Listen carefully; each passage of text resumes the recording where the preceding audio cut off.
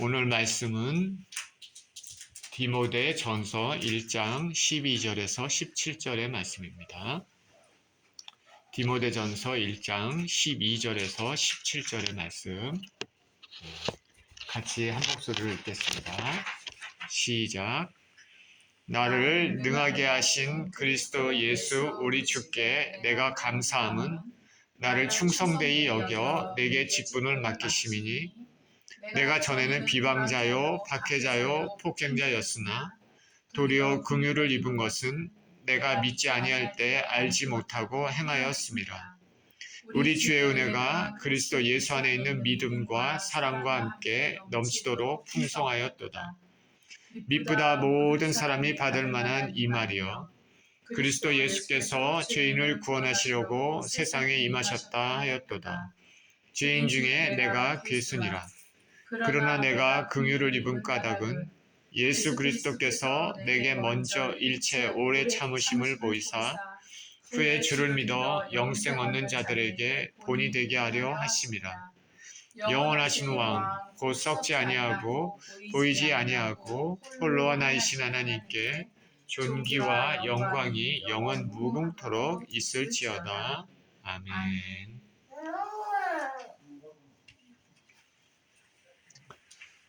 죄인 괴수에게 넘치는 은혜라는 제목으로 말씀을 나누도록 하겠습니다.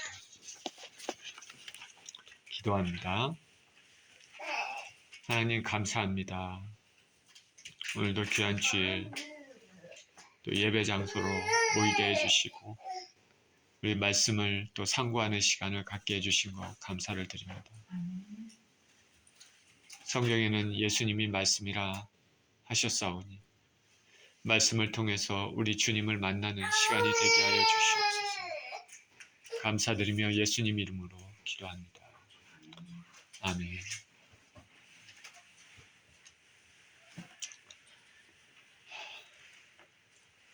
우리가 즐겨 부르는 찬송가 중에 나 같은 죄인을 살리신, 나 같은 죄인 살리신 어메이징 그레이스라는 찬송, 존 뉴턴이 작사한 찬송가로 잘 알려져 있습니다.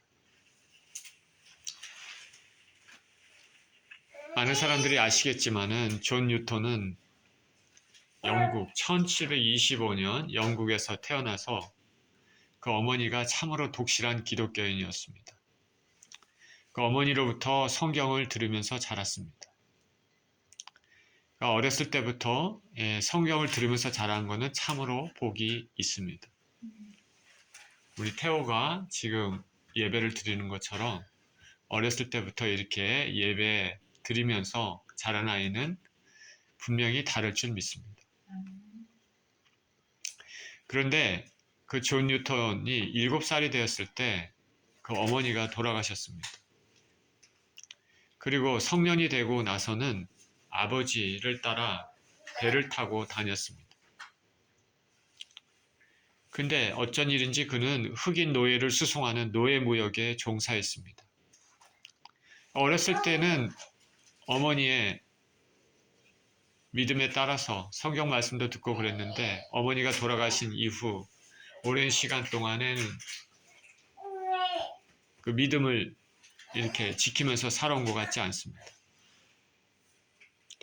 흑인 노예를 수송하는 노예 무역에 종사했는데 당시 노예로 납치되는 흑인은 가축 이하의 대우를 받았고 또 배의 그 위생 상태가 열악해서 목적지에 도착하기도 전에 간염이나 탈수증이나 영양실조 등으로 사망하는 경우가 많았습니다.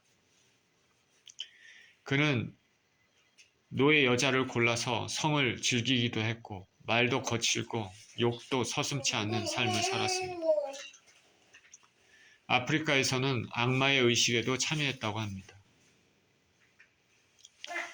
그는 이렇게 극한 죄인된 삶을 살다가 배가 폭풍우를 만나면서 죽음의 위기를 맞았습니다. 죽음의 위기에서 그는 하나님을 찾았습니다. 자신이 어떤 사람이라는 걸 알고 있기 때문에 하나님의 이름을 부르기도 참 쉽지 않고 부끄러웠는데 그 어머님의 하나님으로 찾은 것이겠죠. 그렇게 기도하게 됐는데 하나님께서 그를 만나 주셨고 그 배는 기적적으로 폭풍우를 벗어났습니다. 그리고 그 후 그는 병을 이유로 이제 무역에 관한 것은 그만두고 공부를 해서 목사가 됐습니다.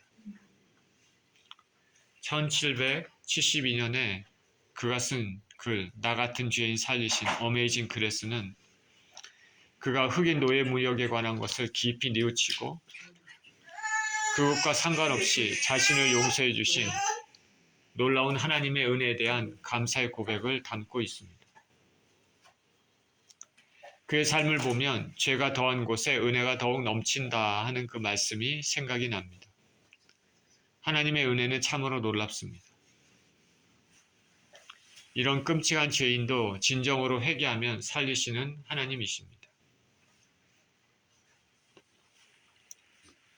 오늘 본문은 예수님을 박해하던 바울이 은혜로 구원을 받고 직분도 맡게 된 것에 감사의 고백을 담고 있습니다.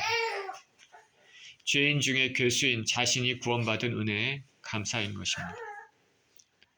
12절에 이렇게 시작합니다. 나를 능하게 하신 그리스도 예수 우리 주께 내가 감사함은 나를 충성되게 여겨 내게 직분을 맡기심이니. 하나님께서는 사도 바울에게 많은 능력을 허락하셨습니다. 기독교 역사상 사도 바울처럼 쓰임받는 사람은 없었을 것입니다. 세 차례의 전도여행을 통해서 가는 곳마다 복음을 전하고 교회를 세웠습니다. 예수님께 받은 그 복음을 전하고 그 복음의 진실성을 확증하는 따르는 이적도 함께 나타났습니다. 에베소에서는 바울의 앞치마를 갖다 대기만 해도 병이 낫고 귀신이 떠나갔다 말합니다. 뿐만 아니라 그는 세 번째 하늘, 즉 천국에까지 올라가서 체험을 올라가는 경험도 했습니다. 그는 예수님 당시에 예수님과 함께 다니면서 직접 가르침을 듣지는 못했지만 다메섹 도상에서 부활하신 예수님을 만난 이후로는 깊은 영적인 고뇌와 예수님과의 교제를 통해 복음의 비밀을 알게 되었습니다.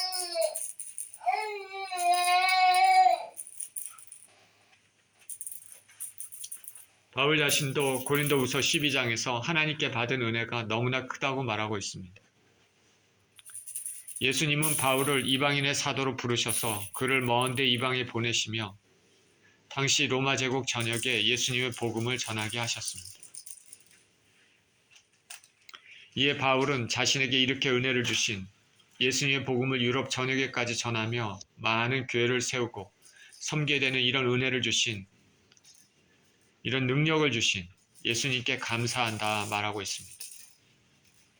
비록 자신에게는 육체의 가시가 있었지만은 주님께서는 그 가시를 통해 바울에게 더 큰 능력을 허락하셨습니다. 바울은 예수님께서 자신을 충성되이 여기셔서 직분을 맡기셨다고 말합니다. 모든 것을 아시는 주님께서는 바울의 열정, 예수님을 믿기 전에 유대교를 따라 하나님을 믿는 그 열정과 이제 예수님을 누구신지 알고 난 후 괴수 같은 죄인을 구원해 주신 그 은혜에 감사해서 예수님 복음을 전하는 그 열정을 잘 아셨습니다. 예수님께서는 바울을 처음 부르실 때 이방인의 사도로 부르셨으며 바울에게 안수하기를 주저하고 있는 아나니아에게 바울이 예수님을 위해 많은 해를 받을 것이라고 예고하셨습니다. 예수님이 바울이 앞으로 어떻게 일하며 주님을 위해 헌신하게 될 사역자가 될지를 미리 내다보고 계셨습니다. 예수님께서는 그런 그에게 전적인 이런 귀한 직분을 맡기셨습니다. 예수님의 12제자가 아님에도 따로 예수님께서 직접 부르신 그런 사도가 되었습니다. 이런 바울이 전적인 헌신을 하게 된 이유는 예수님의 사랑 때문입니다.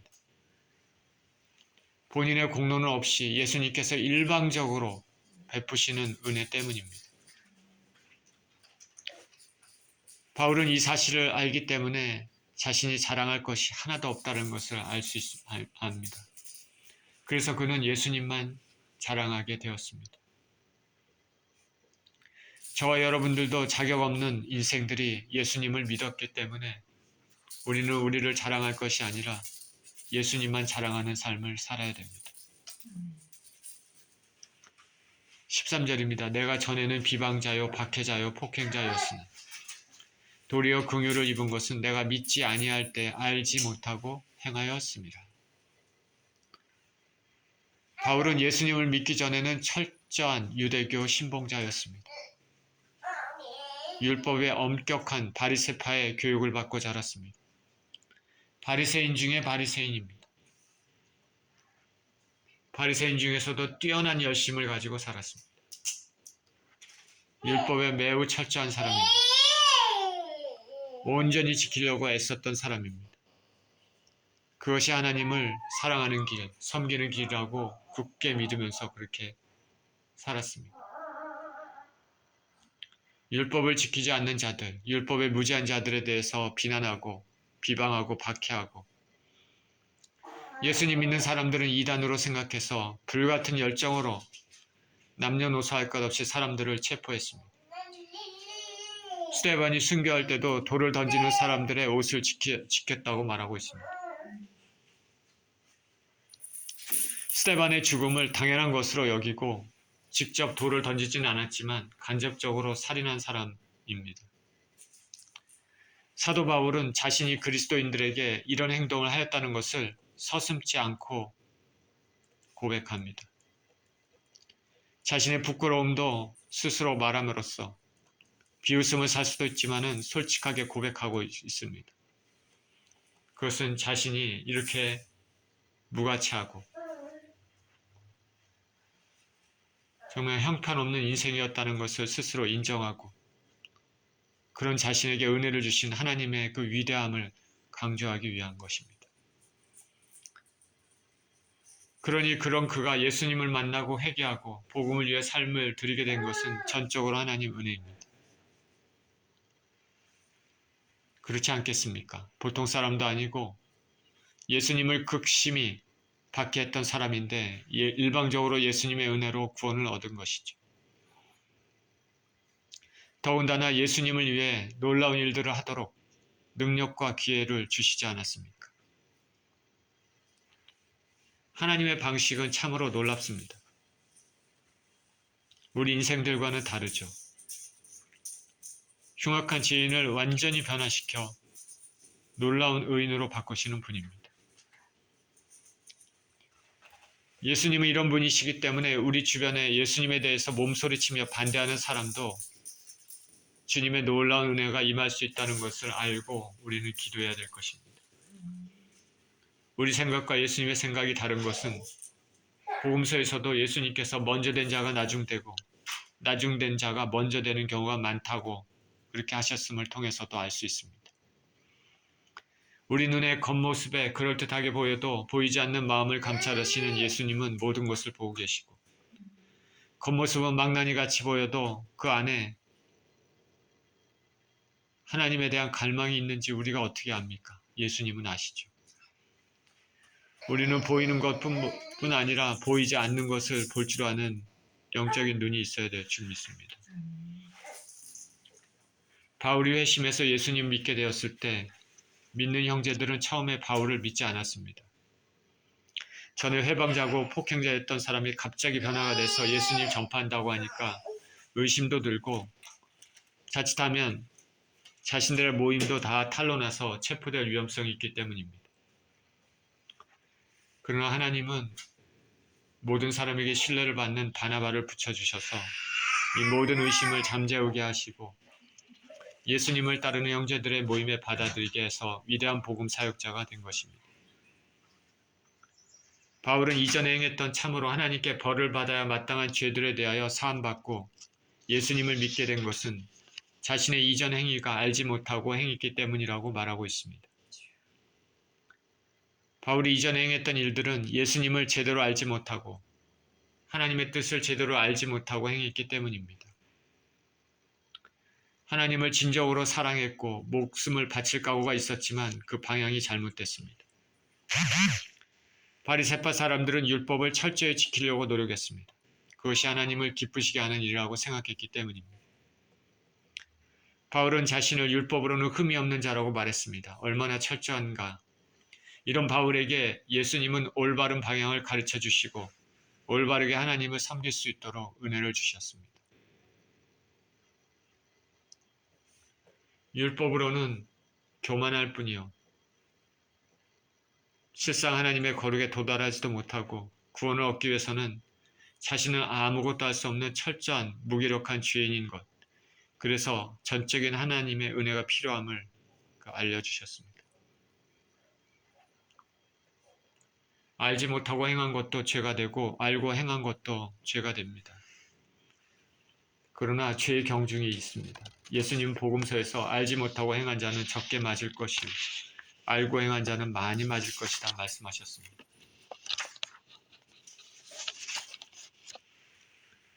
저와 여러분들은 예수님을 온전히 알고 정확히 알고 믿고 나아가야 되겠습니다. 특히 구원에 관한 믿음은 영혼의 삶과 죽음을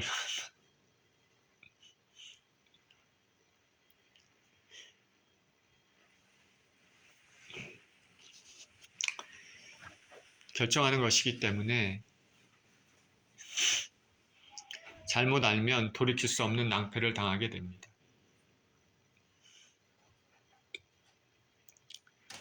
성경의 말씀대로 우리는 온전한 말씀에 대한 지식에 기반하여 믿음을 가지고 행해야 할 것입니다.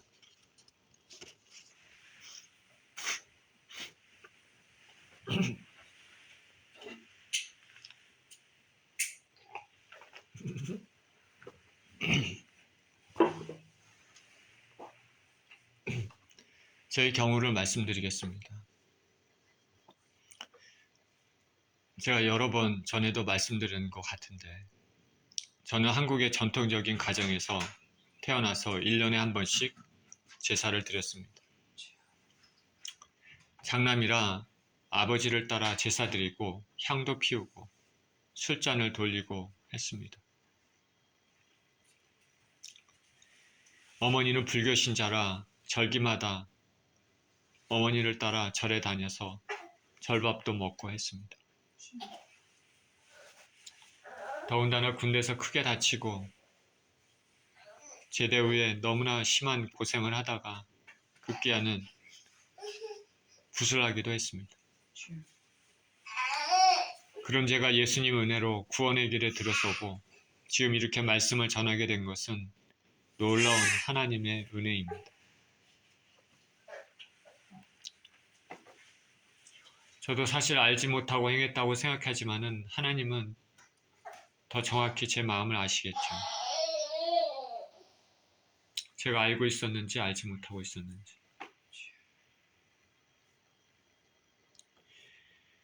하나님의 은혜가 없으면 우리 인생들은 살 수가 없습니다.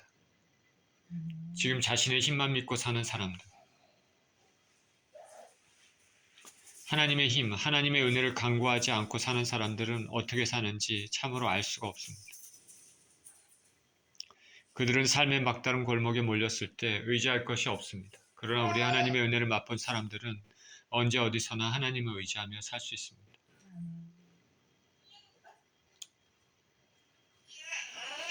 저도 저 같은 인생을 하나님께서 만나주시고 이런 은혜를 주셨으니 참 놀라운 사실입니다. 놀라운 은혜죠. 기독교 역사에 정말 끔찍한 죄인들이 예수 그리스도를 믿고 변화받는 그런 것들이 참으로 많이 있을 것입니다. 하나님의 놀라운 은혜이고 사랑입니다. 주께서 구원시키지 못할 사람들은 한 사람도 없습니다.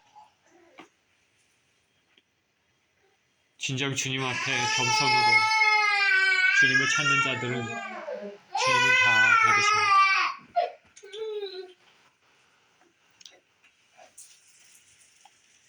지난주에 한국의 유명한 시인 중에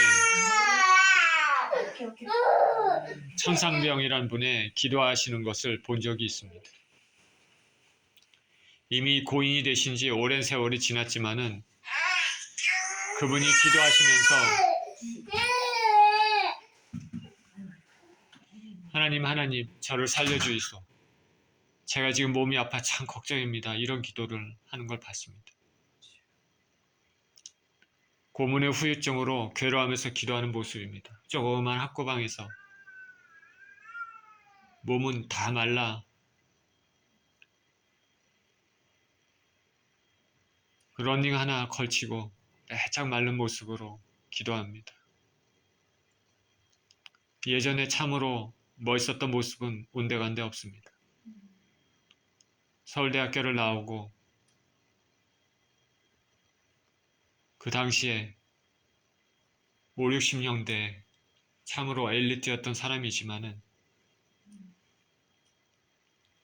그 잘못된 것으로 인해서 자신과 상관없이 체포돼 고문받아서 그렇게 몸이 그렇게 완전히 망가진 모습으로 그 이후에 살았습니다. 근데 그분이 어떻게 그 기도하는 그 모습을 제가 봤는데 참 그 모습을 보면서 얼마나 겸손하고 진실하게 기도하는지 모르겠습니다. 그걸 보면서 제 기도하는 것을 다시 생각해 봤습니다. 아, 기도는 저렇게 하는 거구나. 기도는 저렇게 하는 거구나. 마음에 진심을 가지고 저렇게 하는 거구나. 하나님은 이 세상 모든 것보다 진실한 마음의 고백을 가장 기쁘게 받으신다는 어떤 목사님의 말씀이 떠올랐습니다. 천상병 시인은 인생은 소풍 나온 것 같다 말했습니다. 소풍이 끝나면 집으로 돌아가게 되지요. 그렇게 하나님만을 바라보며 살았던 믿음의 사람이었습니다. 하나님을 믿는 사람들은 버틸 수 있는 기둥이 있습니다. 힘들 때 마음을 나눌 수 있는 가족이 도움이 되는 것처럼 힘들 때 하나님은 모든 것을 이길 수 있는 힘이 되는 것입니다. 14절입니다. 우리 주의 은혜가 그리스도 예수 안에 있는 믿음과 사랑과 함께 넘치도록 풍성하였도다. 하나님의 은혜가 예수님 안에 있는 믿음과 사랑과 함께 넘치도록 풍성했다고 고백합니다. 하나님의 은혜를 고백하고 있는 것입니다. 하나님께 받은 은혜에 감사 고백하는 것은 하나님께 영광을 돌립니다. 죄인이 괴수인 자신을 살리신 하나님께 감사하는 것입니다. 저와 여러분들도 죄인임에 불구하고 버림받을 수밖에 없는 인생임에도 불구하고 예수님 믿는 믿음을 주셔서 예수님 피로 씻겨주셔서 그렇게 살리신 하나님의 은혜에 감사하는 것은 당연한 일입니다. 믿음은 아무나 가지고 있는 것이 아닙니다. 예수님께서도 아버지께서 주지 아니하시면 아무도 예수님께 나오지 못한다고 말씀하셨습니다. 앞서서 천상병 시인의 이야기를 했지만 그가 그런 고통과 억울함 속에서도 감사하는 내용이 나옵니다. 행복이란 시에 나와 있는 감사의 내용입니다. 그가 이렇게 감사하는데 나는 참 행복한 사람이다. 아내가 찻집을 경영해서 생활에 걱정이 없고 대학을 다녔으니 배움의 부족도 없고 시인이니 명예욕도 충분하고 이쁜 아내니 여자 생각도 없고 아이가 없으니 뒤를 걱정할 필요도 없고 집도 있으니 얼마나 편안한가. 막걸리를 좋아하는데 아내가 다 사주니 무슨 불평이 있겠는가. 더구나 하나님을 굳게 믿으니 이 우주에서 가장 강력한 분이 나의 빼기시니 무슨 불행이 온단 말인가. 고문의 후유증으로 완전히 망가진 육체 가운데서도 사람들이 봤을 때는 바보같이 보였습니다. 헤헤, 미친 사람처럼 웃기만 하고 몸은 40kg밖에 안 될 정도로 바짝 마르고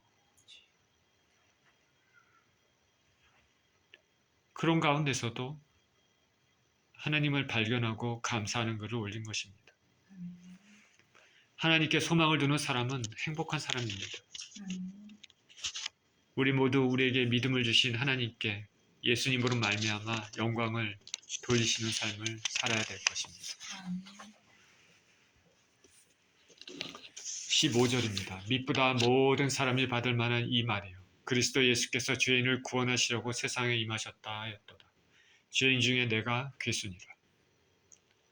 바울은 모든 사람이 받을 만한 받아야 되는 말을 합니다. 그리스도 예수께서 죄인을 구원하시려고 세상에 임하셨다. 우리가 믿는 기독교 교리의 핵심입니다. 예수님은 하나님의 어린 양으로서 희생제물이 되시려고 저와 여러분들의 죄를 대신해 대속제물로 드려지기 위해 이 땅에 오셨습니다. 이 세상에 그 어느 누구도 의인이 없는 모두 죄인인 인생들을 위해 구원을 위해 이 땅에 오셨습니다.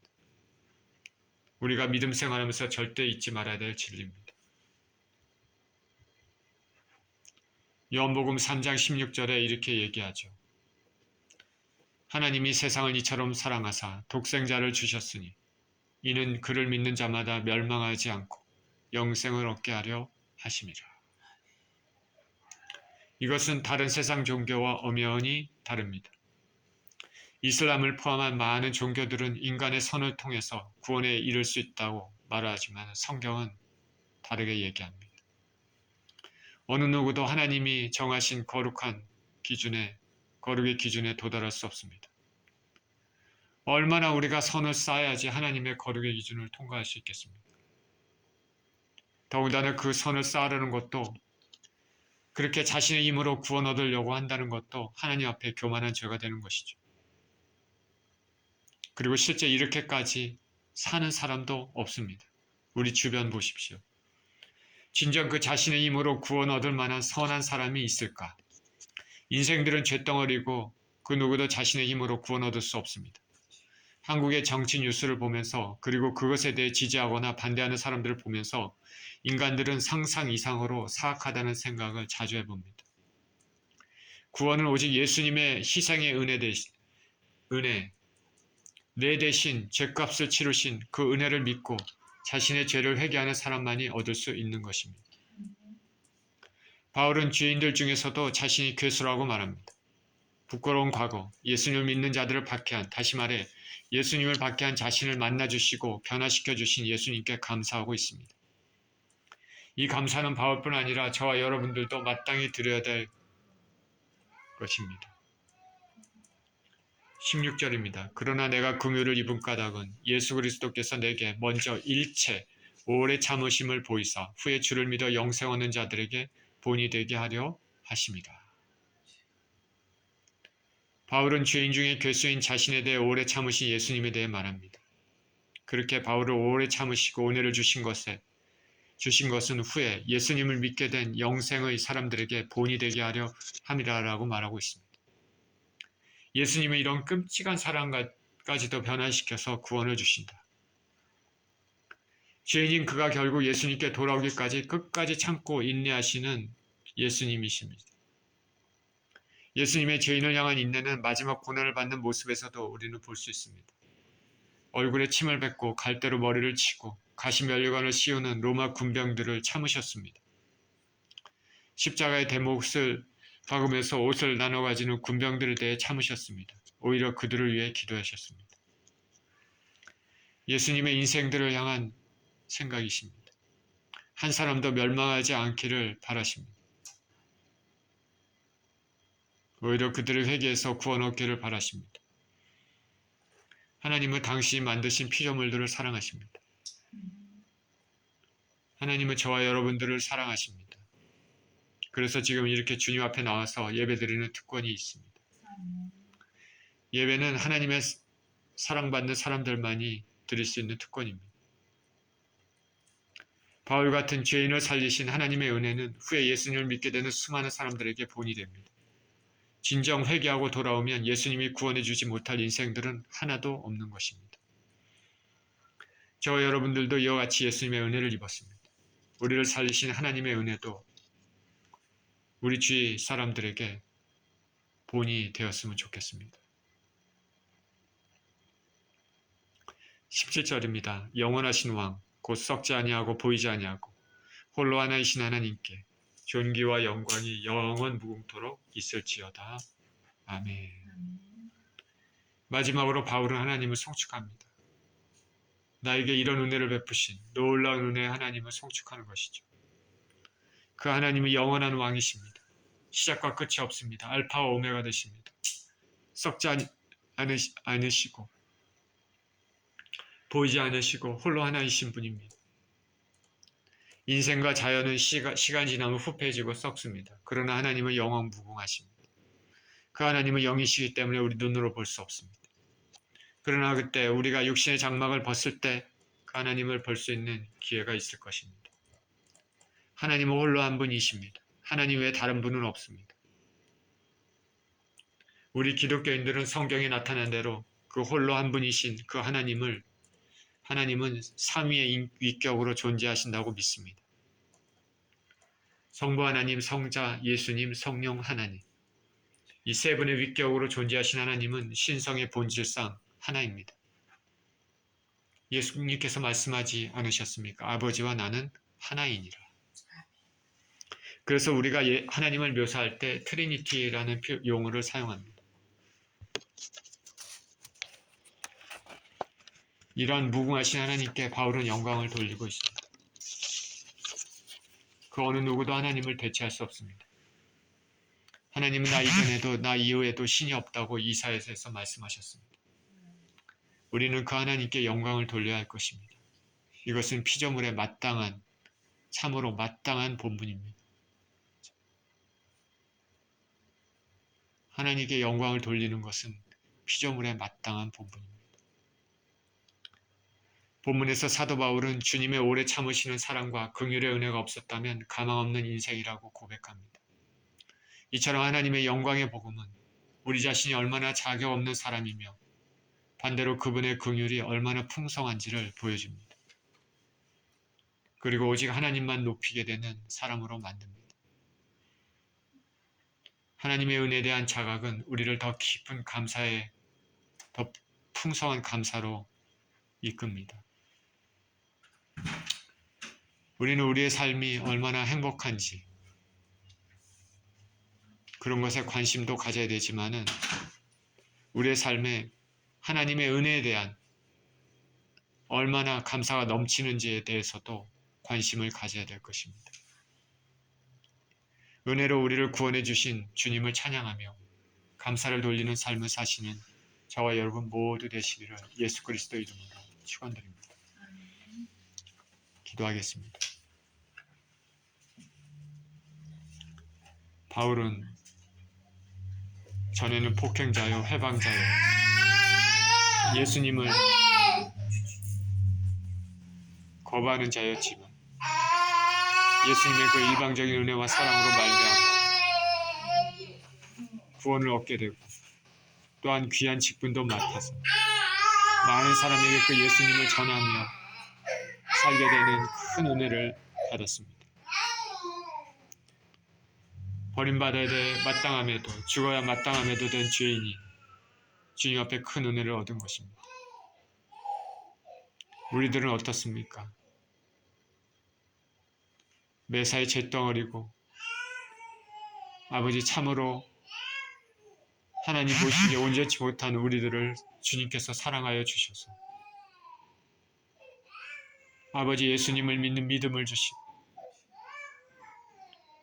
하나님 앞에 나올 수 있게 아버지 만들어주신 것은 전적으로 주님의 은혜입니다.